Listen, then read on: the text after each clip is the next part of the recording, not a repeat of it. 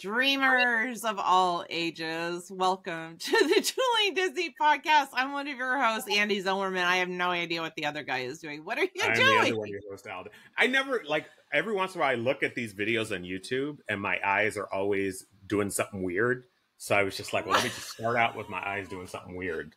Like I'm always looking over here for some reason. I don't know why. What? Oh my gosh. Okay. I'll try to make sure I cut out any of your eyes doing something weird. I don't really edit the my YouTube. eyes are always doing something weird. I don't watch it, but every once in a while, it rolls into my YouTube thing and it I pop up. And then if you don't have the experience of not expecting to see yourself looking weird and awkward just at a moment's notice, you should try it. It's not a wonderful experience. When I do edit this thing, or when I do have to edit, most of the times I don't, right? Most of the times I just put it out straight as we record. But if we have a guest, or if, it goes too long or whatever, and I will edit, and then, I have to look at it over and over and over and over again. But, so I know what you're talking about, but that's funny. And I know for some reason, when I put the YouTube or they get the YouTube video on, it flashes up the guest before it flashes me. I don't know why, but anyway, I tried to fix it. I can't. So there you go. It's just going to be you looking weird. We're middle-aged. We're not tech. That is so true. That is so true. So true. So, you've had a busy week. I've had a busy week. Tell me about your week and your Disney part of it.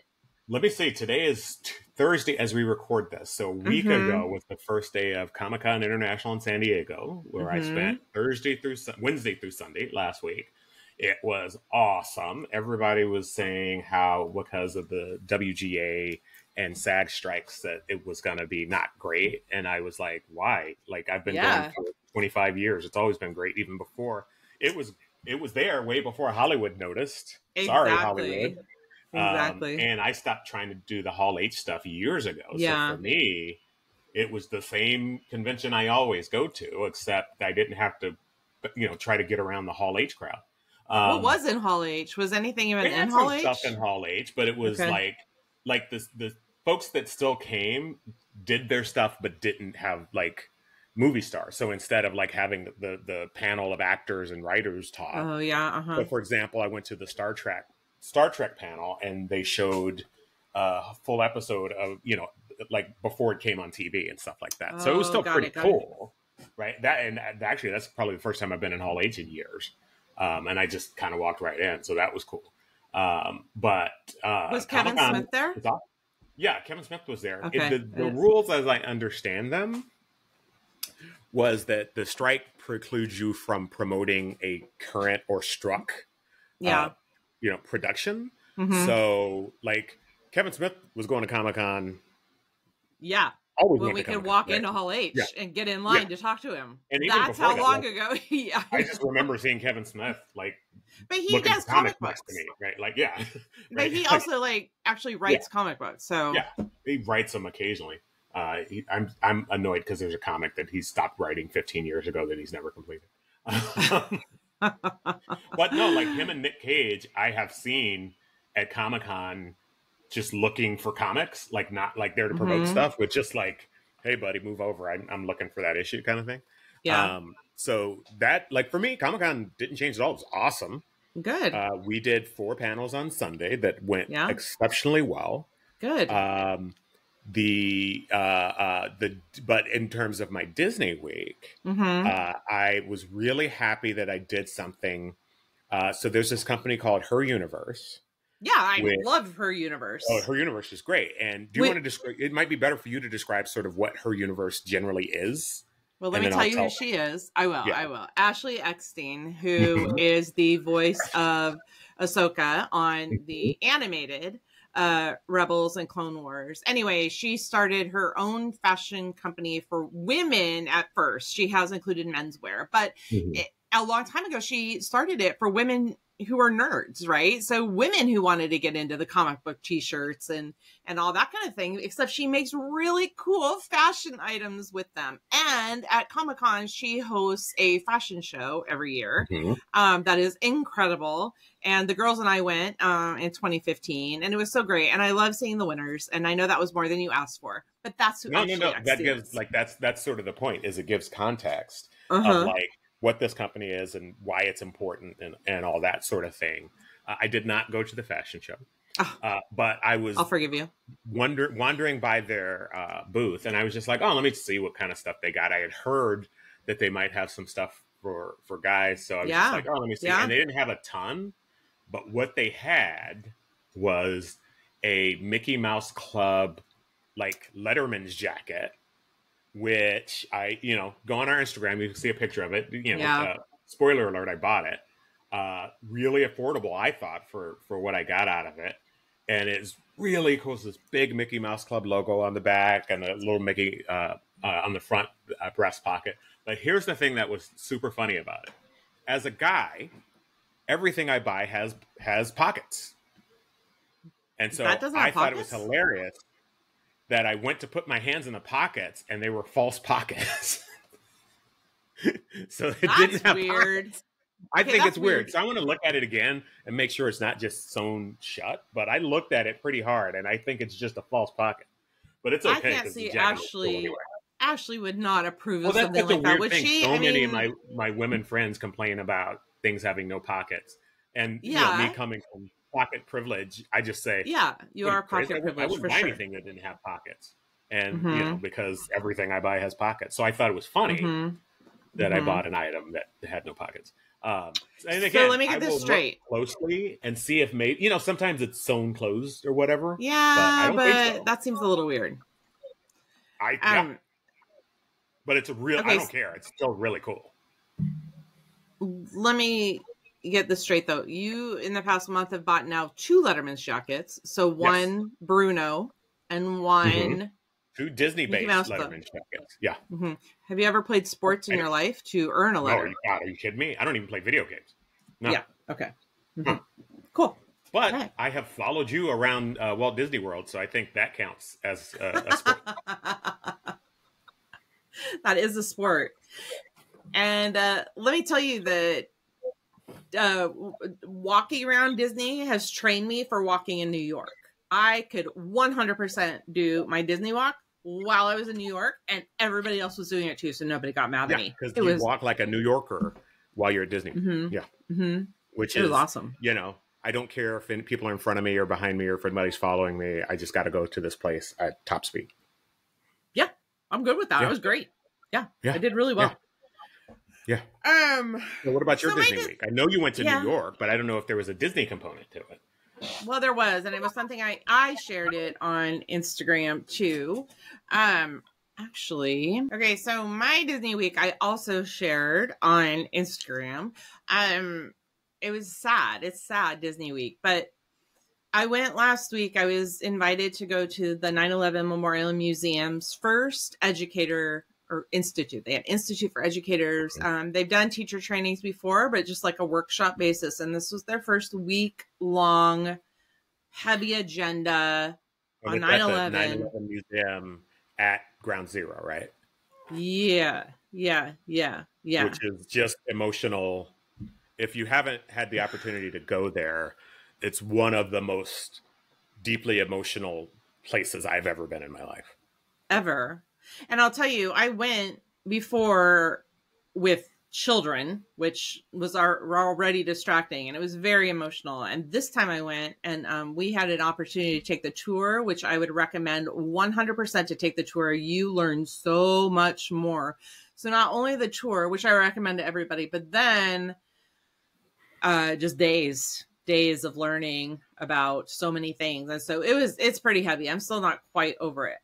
But that being said, and I shared this on our Instagram post too, there was a family with a baby on Flight 175 that hit the second tower in New York. And it was the Hansons. So Peter Hansen, Sue Hansen, and little Christine Hansen was 1.5, 2 years old.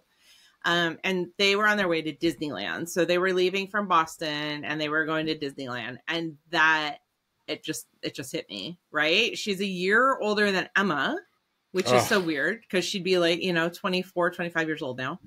It just hit me. And so I saw their names. Their names were on the memorial. And then I actually if you've been or even if you haven't been, there's a room called In Memoriam where you can actually, every single person that has passed in 9/11, you can find their picture and then you could find out about them. So it's digital, right? So you can find out where they're from. You can find out what family members had to say about them and things like that. Peter Hansen was my age. It looks like Sue was a little bit older, but I don't know. That one just hit me. So a lot of them hit me, but this one, yeah, this one. I just, yeah. So go ahead. No, it's such a tremendously emotional story and such like, we were both full on adults in our 30s when, I was at least when 9/11 hit. And I literally remember everything about that day and how I found out. And like, just you talking about it brings it back in a very real and emotional way. But being there is just so... Well, it's like living through it every day. And then you talk to the people that actually did live through it, that were on site and did survive. And so that was a little bit crazy too. But then I think about it, like if Annika would have stayed in school, I mean, she's taken a gap year and a half, whatever. But if she would have stayed in school, her peers are now seniors in college. So everybody from kindergarten until senior year of college right now has not been alive on September 11th, 2001. So everybody in school right now, right, wasn't alive. And so this is all like, to most of these young kids, it's like ancient history. It's like the moon landing to us, right? Like, right. Where it's like, even, that happened so long ago, even though it happened like 3 weeks before I was born. But in my mind, right? It was a long time ago, right? Yeah. So it was pretty heavy. So glad I went. But they were on my mind, and I kind of followed their story around for a little bit. Just, knowing who we are and knowing that was their trip. Before we in... I don't want it to sound super down, because I would implore our listeners, if you're in New York, to go to the 9/11 memorial. It is so moving. Absolutely. But, it's not going to be a laugh riot day, but it's not definitely something that I feel like you should do.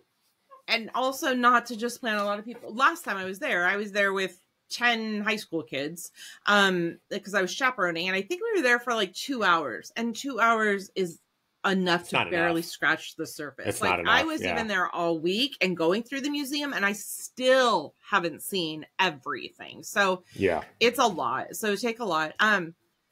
Okay, so that was heavy, and we can get into lighter things. But before we do, your DC hat on the Dueling Disney podcast, would you like to explain that? For those of you who are not watching on YouTube, Al is blatantly wearing a black cap on his head with the DC logo on it. Yeah. I am a DC Comics fan. Just because Disney bought Marvel doesn't mean I'm going to destroy my allegiances. You don't have to destroy them, but don't wear them on your Disney show. I like Marvel comics fine. They're okay, right? Good artists over there. But I have a DC Comics tattoo, okay? Yes, you do. I got this hat at Comic-Con, and DC had a booth that I tried for 5 days to get to, and only got to like the last hour of Comic-Con. Wow. And this is an exclusive hat that you can't get anywhere else. So I'm going to wear it everywhere. All right. I'm going to wear it everywhere I can. But it's interesting you mentioned, because I do have a DC Comics tattoo, but I'm also a monster Disney fan. So I'm like, should I get a Disney tattoo? And so I'm curious from our listeners, if anyone has a thought as to what Disney tattoo I should get. My first thought was I should get Pinocchio or Jiminy Cricket. Jiminy Cricket was my first. Jiminy Cricket would be awesome. Jiminy Cricket. But here's the interesting thing. When I got my DC Comics tattoo, which I love, I let the guy talk me into coloring it in, and I shouldn't have.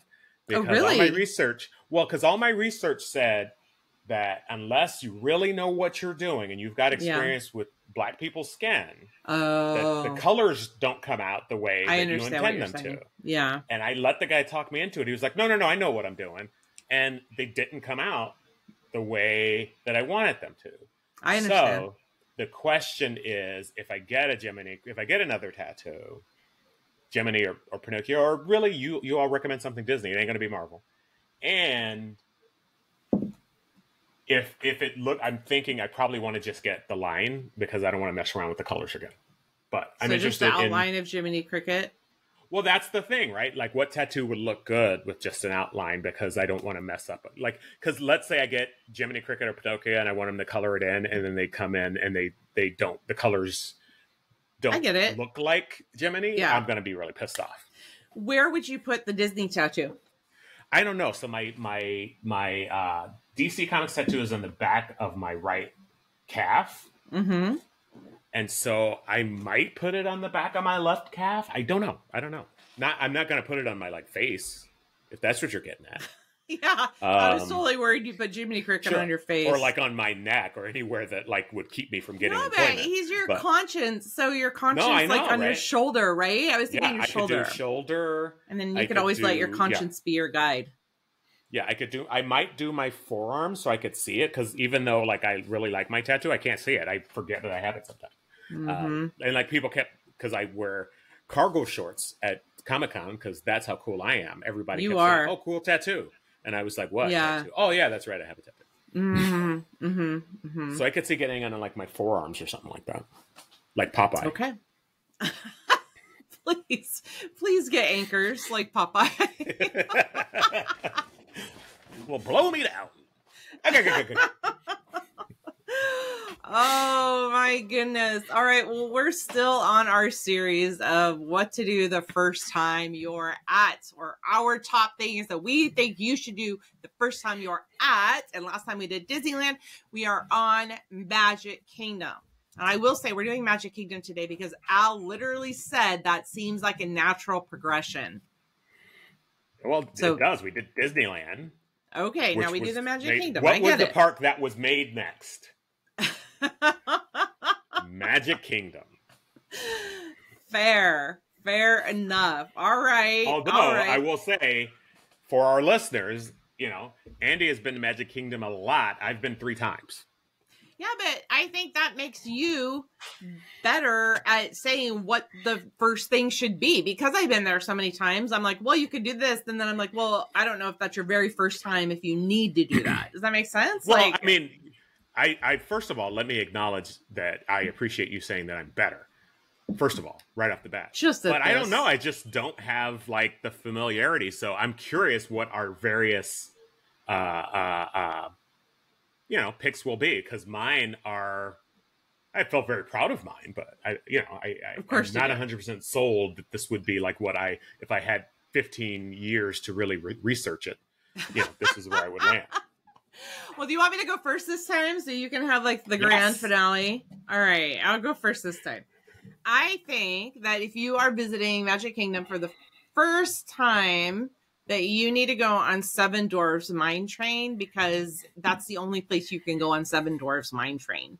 I think it's definitely for me, it's a one and done. Yeah, I go on it again if the wait is okay. I don't have to go on it again, but I think that everybody should go on it at least once. I really love Seven Dwarfs Mine Train. It's a really cool ride. I would go on it multiple times. It is really cool. I would wait in line. Yeah. I wouldn't wait in I wouldn't like Space Mountain wait in line. Well, at Magic Kingdom, I wouldn't Space Mountain even not wait in line. I do not like Magic Kingdom Space Mountain. It is very different than Disneyland Space Mountain. So that being said, Seven Dwarfs is my favorite, or one of my favorites to do if you're a first timer or haven't done it before. Yeah. All right. I thought about this, and it's funny because this is a pick of something I haven't done, but it's like my number one list of things to do. And the 3 times I've been, the people I've been with, well, twice I was by myself, so I don't know why I didn't do that, but didn't really want to do it. So the one time I went with you guys, no. You went twice with us. I went twice with you, and I don't think you guys wanted to do it either time, was Be Our Guest restaurant. I really want to do that. It's so funny. Seems really cool. And I have not had a chance to do it. Yeah, I'm sorry. I'm glad you've said it, actually. I took it off of my list because I had other things, but I think that it belongs there. It's just like the full, so part of the Disney magic, I think, is the full immersion where you can kind of just go to a place and be like, I am in a Disney movie. Yeah. And, you know, if there's a scene that you want to be in a Disney movie, it's Be Our Guest from, you know, Beauty and the Beast.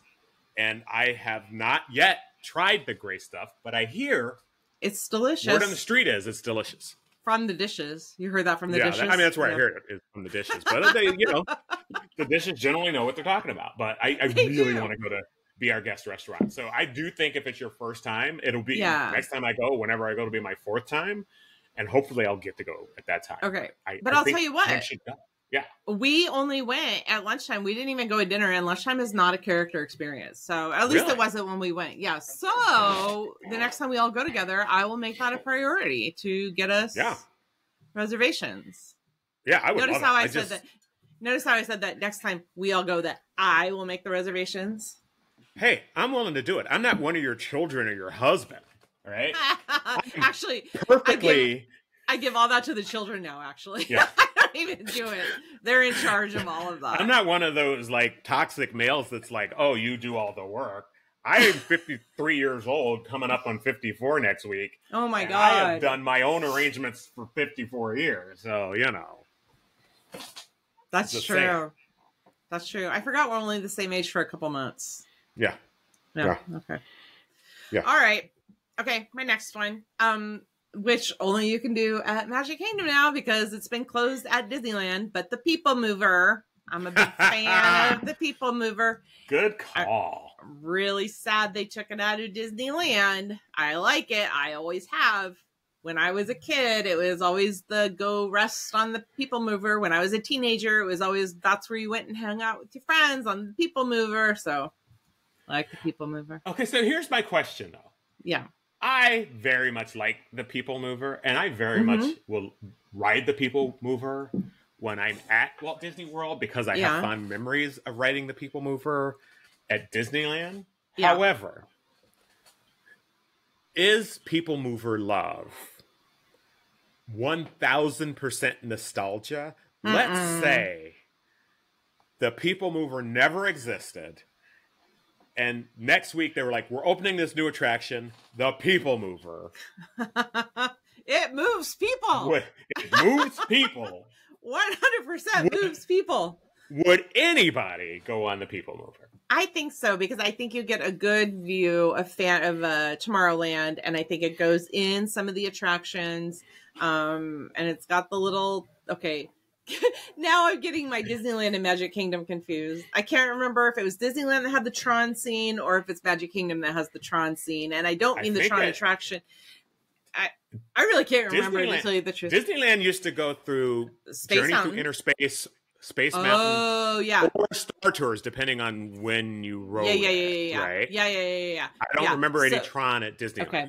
All right. And then there's a Tron scene. Not from Tron the attraction, but an actual Tron from the movie scene that's on the People Mover that you get to see. No, I think people like the People Mover, even if they haven't been to Disneyland. They only know the People Mover. I think they like. Just go on it if it's your first time. You've got to see the People Mover. I disagree. I think if the People Mover opened today, people would be like, "What the hell? I'm not getting on this thing." I think they'd be like, "We had a moving walkway at the airport. We came through Atlanta, and they had trains. We're fine." I don't need no monorail. I flew in the Atlanta airport. I flew to actually MCO. Actually, Orlando has the train. Right. Yeah. You literally the new train that's going out to Orlando is going to be like. Well, that too. And this is coming from somebody who loves the People Mover. Like I know. I do go out of my way to ride the People Mover, but I also admit it's 100% nostalgia. It's like the at Disneyland when you go see the dinosaurs. If there's a kid that was born today, he's going to be like, what the heck is this? But me, I'm like, oh my gosh, there's dinosaurs. All right. We'll need our duelist to pop it on this one and let us know what you think. That'll be a question for sure. People Mover question. Okay. All right. So my next one, I promise I don't have on here just out of spite. But there's not just out of spite. There's like 80% spite. And I think this is particularly true, 1,000% true, if your experience of this is only at Disneyland. It is and people who listen to this podcast know Disneyland is my home park. It's my heart. It's my soul. I love Disneyland.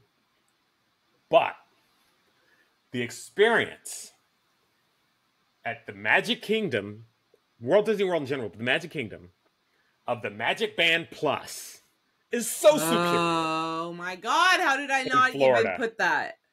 Oh my God. It's night and day. It's not even the same thing. I didn't even think about the Magic Band Plus at Disneyland is the biggest scam they ever pulled. Yeah. Because it does nothing. However, if you're in Florida at the Magic Kingdom, it does a ton of stuff. You can buy stuff. Yeah. You can get in there your hotel room. Even the regular Magic Band. It's connected to different attractions. Right? Yep. So my Magic Kingdom list, and I really do think, particularly if it's your first time Magic Kingdom versus Disney World, a lot of times my list is thinking of comparing the Magic Kingdom directly to Disneyland. If you use a Magic Band Plus at Magic Kingdom and you have used one at Disneyland, it's going to transform your whole experience at the park. It's so much better. Yeah, and vice versa. Better. If you're used to using it in Florida and you bring it to California, you're going to be... Well, that's just me. I go to Disneyland multiple times a year, and I just used the Magic Band, the regular Magic Band, a couple of years ago for the first time. And then when Disneyland got the Magic Band Plus, I was first in line to buy one.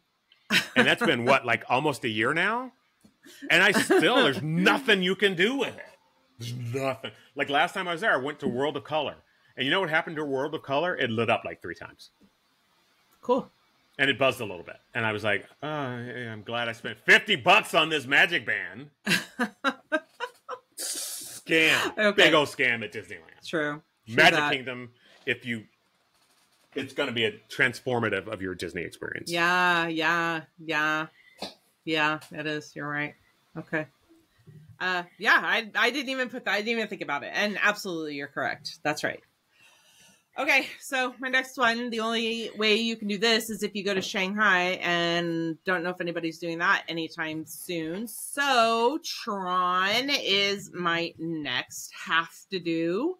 I really think I loved it. We only did it once. That's all we could get in the last time we were there. But definitely if it's your first time there, I say do it. It's the newest attraction in Magic Kingdom, but holy cow, it is awesome, and you have to experience it. I so want to ride it. I so want to. Wait, what are you talking about? Oh my God, you didn't ride it with us? It wasn't open when I went. Oh my God! For some reason, I thought you were just with us. That was last year. I'm getting my 2 years ago. Yeah, no, I haven't done Tron. I haven't done the Guardians in Florida. I got to plan another trip to Florida. Except I don't want to go to Florida because it's not safe for Black people. But it's not. It's not safe for anyone, really. No, I literally am getting my trip so confused because we went so many dang times in the last year and a half that all of the trips are melding together. So I'm just putting them all in one trip in my mind. Oh yeah, you weren't there for that one. Okay, well you definitely have to go on Tron. It's awesome. So I have that to say. Also Guardians, but we're not talking about Epcot right now. We're talking about Magic Kingdom. Okay. All right. So Tron. So my next one is going to be related to a legend of this podcast. And I don't know if I mentioned this when we were there on our trip, but I did think it was true that we know my favorite snack at Disneyland is Starbucks. I will die on that hill. That's just the way it is. However, I will say at Magic Kingdom, this is really hard. That's not hard for me to say. What do I care? I don't own stock. The Joffrey's coffee is better than Starbucks coffee. Oh, you do like it better? I do like Joffrey's coffee. It's good. Coffee for folks who haven't been to Florida is sort of the coffee brand. They still have Starbucks in Florida. The most of the coffee there is Joffrey's coffee, which is, I think, really superior to Starbucks. It's really good. I really like it too. And what they have that they don't have at Disneyland is Joffrey stands everywhere. So you don't just have to like stand in that line at Starbucks with everybody else. They've got line. little stands and kiosks everywhere. So you can get your coffee like somewhere else. You don't have to wait in that Starbucks line. Yeah. And I do think, however, it's a missed opportunity not to have partnered with Toys R Us before they went out of business. Yes. But different name. Coffee. It's a different name. I know, but I like Joffrey. I liked him. And I'm sad that Toys R Us isn't around anymore. Sorry. Okay. But yeah, that's definitely a first timer thing to do. I think I agree with you. Just to at least try that coffee. Good one. That's a good one. You're coming up with good ones. I'm a professional podcaster. I don't know if you know this. Oh, a professional, really? You getting paid we professional? For this? We've never been paid. We are not getting paid a dime. We Matter are of fact, very amateur. Paid money to do this. Yes, we do. Yeah. Okay. So what am I on? 1, 2, 3, 4. Okay, I'm on my fourth. Okay, so first of all, let me tell you, I just want to preface this by saying Sleeping Beauty is my favorite movie. I love it. I love her. I love him. I love everybody in Sleeping Beauty. Okay. So Sleeping Beauty is my girl, but her castle at Disneyland is very tiny. And I heard it was huge in France. So I'm very excited to see it in France. So is what's his face man, this joke would really land if I could remember his name. From the Nutty Professor, Jerry Lewis, also big in France. That's man, right. that would have been awesome. If do you need me to edit that part out? No, I think it's funnier if you leave it in. Yeah. Jerry Lewis, big in France. Let's take 2 on that. You know who's big in France? Yeah. Yeah, Jerry Lewis. I heard.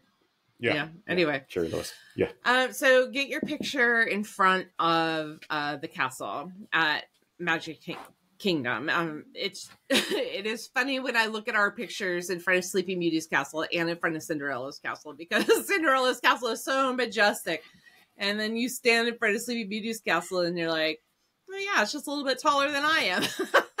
So it's bigger than that. The same punch, but I do think you need to get your, especially first timers, that is your key. Yeah. You can even get your little first time visit button with Emma every time we're at Disneyland. I know. No, it's just demonstrably bigger. Yeah, and it may make an appearance on my list, but I won't spoil the future. Okay, but not in the same way. Not in the same way as it might for you. No. Okay. All right. Well, definitely get your picture, first timers, in front of the castle. So, okay. Cool. Okay. Yeah. My other is, and this, if anybody was confused and thought maybe Al is cool, this will disavail you of any notion. I don't think we ever had that. There's people who think I'm cool. I ride a motorcycle, so. Oh my gosh. If you haven't seen, he put it on his personal. You might have to put it on the Disney one too. My new motorcycle? That's awesome. Unbelievable. I can't believe Al got a motorcycle. And I've been singing Cool Rider from Grease too since he told me. So. And I'm like, I am unfamiliar with that because I hated the original Grease, so why would I? Don't even say that. Grease is beloved. Everybody loves Grease. Awful. Just shut up. It's awful. Don't. It's the worst. Don't. It's the worst. Look, there are worse things I could do than hang out with a boy or two. So yeah, I don't understand the reference. The only thing worse than Grease is Rent. The two most insufferable musicals. Rent. No, I know you don't like Rent, and even though I love the soundtrack, I get your point. But Grease, come on. Yeah, Grease is horrible. It's terrible. Grease is the word. Sure. So let me tell Emma and Annika, if a boy doesn't like you, just slut it up a little bit, and then he'll like you. What are you, my mom? That's exactly what she said, like when we were in 5th grade watching the movie. Your mom was right. She had to do that for him. Your mom was right.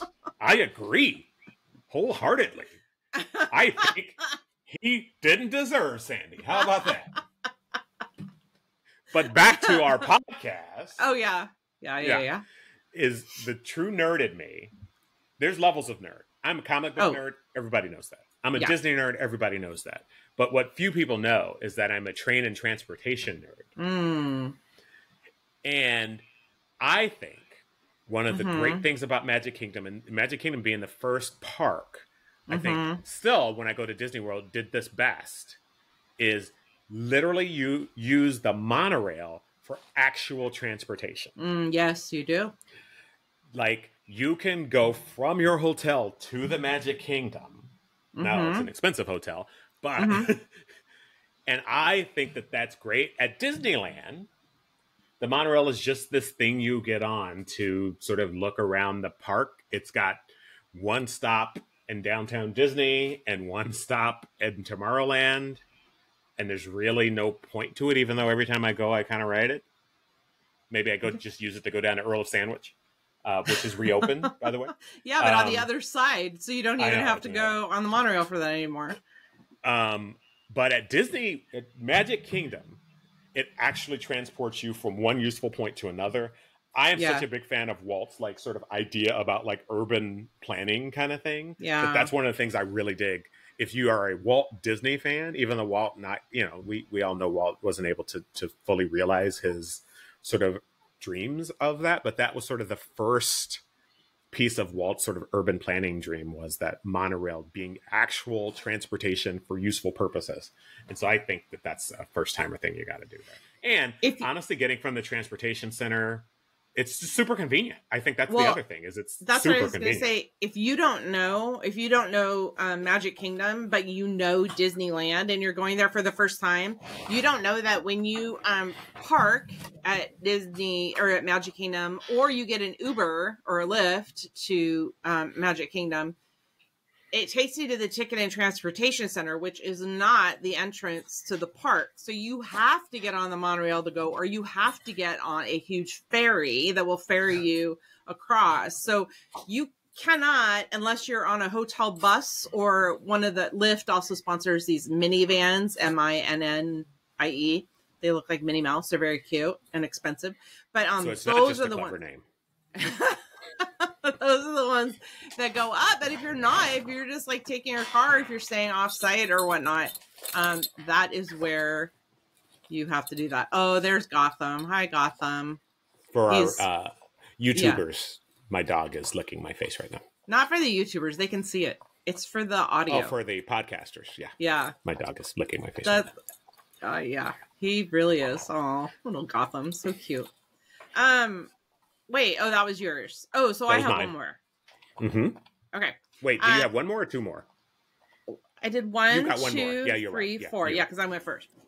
Okay, so I'm gonna put this in here. I was talking to Emma, our oldest daughter, a little bit about this beforehand, and I wasn't sure that this next thing is something you should do as a first timer, but now I'm thinking that it is.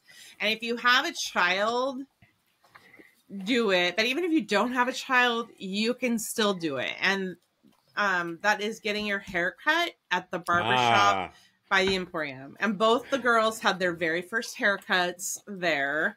Was I there for Annika's? You were there for Emma's. I was there for Emma's. Oh my gosh. You were there for Emma's. Yeah. Yeah, I remember that. We did that actually the first day. I remember taking the monorail over to Magic Kingdom from Epcot and going to get her haircut. And the same barber, I don't think he's there anymore, but the same barber did both the girls. Oh my gosh, that's haircuts, adorable.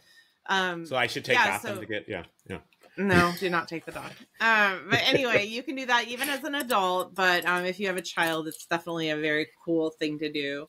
And I agree that for your first time, it's just kind of a cool experience. So especially, I agree, especially I think for an adult, it's probably a little weird and silly to be like, I'm going to take some time out of my Disney day to get a haircut. I know. That does sound weird, kids, huh? It's really cool. It does sound weird to do. But just to say that you got your haircut, at Disney or in the Magic Kingdom is pretty cool. And they don't have that at Disneyland either. So, nope. Yeah, it's a good thing. Okay, so my final, and I really struggled with this one because I love Sleeping Beauty's castle, unlike some people on this podcast. I used to love it until I got used to Cinderella's, and then I went back to Sleeping Beauty. I'm like, oh. Here's the thing. I still love Sleeping Beauty's castle. I think it's just charming. I don't understand why, like, in this particular case, the castle being bigger means it's better. I've never understood that logic. But made my own logic to why the castle being bigger is better. And so Yeah. my fifth isn't necessarily the castle itself, but Disney has this, if you haven't been to any of the parks in the last few years, Disney has developed this wonderful technology where they can project animation and film onto the castles and onto the buildings. And I will say at Magic Kingdom, it's because the castle is so much bigger and because there's more space around the castle, seeing the shows, parades, fireworks that incorporate the castle projections is much better at Walt Disney World and Magic Kingdom because you just have more space to stand around and see it. When you do it at Disneyland, just finding 2 inches to stand on is nuts. Yeah. And so I just remember when we were doing that at Magic Kingdom, I was like, well, this is so much more pleasant. And like everybody's got space and we're just kind of standing around looking and there's plenty to look at and it's just way better. And particularly if you're, again, my list is largely if you've been to Disneyland and you're going to Disney World for the first time, these are the big differences. I think it's a huge difference in the experience at both parks and really so superior at Magic Kingdom just because there's more space and it's much more pleasant experience. Well, and that being said, the first time you do go to Magic Kingdom, you should see a fireworks show. And right now they have Happily Ever After, which they brought back. They had it. They got rid of it and people like complained about it. So they brought it back. Wait, it's a great Disney show. Fans complaining? Shocked to discover it. Oh, Disney fans. Don't take away anything I love, but also build more stuff so I can have something new. We don't need Tiana to become Splash Mountain. Just build an exact duplicate next door with Tiana. I know, duh. We don't want. It's not that we don't want Tiana to have. We don't want new stuff. Just that we just want the old stuff. We want the old stuff to stay forever. We're awesome.